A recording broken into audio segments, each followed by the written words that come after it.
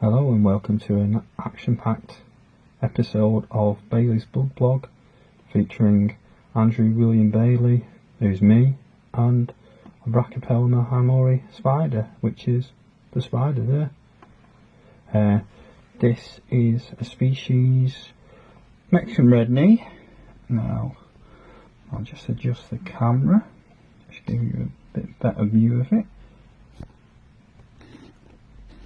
So, Mexican red knee, a terrestrial species from South America. And there is, I think this is the traditional spider in the hobby. This is a capture bred one, it's a juvenile. It's in pre-molt as well, we'll get to that there. Its abdomen is quite big at the moment, it's lost some hair. Now they can lose hair from stress, but that's not the case this time. It's doing it just because it's in pre-molt, it's a sign. So that also means it's not eaten for quite some time. It may molt on the substrate, or it might hide in its hide later and molt there. Anyway, back to it. It's a South American species. I think the range is Mexico, Brazil. I'm not sure how much further that. I need to have a proper read up on that, do my research before I do a video. It's housed here in a Komodo faunarium. So it prefers dry conditions. It's a terrestrial species. Lives in scrubland, at the borders of a desert. So here we go.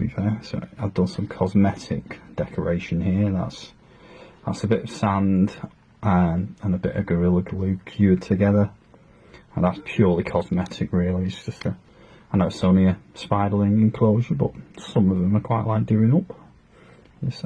As you can see, this is its hide. So it doesn't really seem on occasion it's quite skittish.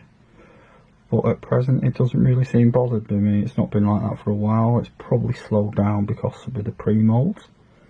Now it may at some point go in there and close that off. It's about 3 inches of substrate for it. It's burrowed underneath there. As it's got bigger, it's a lot bolder, so it is out more. Now the substrate itself, look at this. It's a mix. It's sand, topsoil and cocoa fibre. It's kept dry. I do wet half of it on occasion, but you don't saturate it with this species, it doesn't like it. There's the all important water dish. So you do let that overflow. That's a tattoo pot, the perfect size for the smaller spiderlings. You can get smaller pots than that still. To be honest, that only gets filled once a week. It also adds latent humidity, but again it doesn't need that much. You can let the dish overflow and that will suffice for quite some time.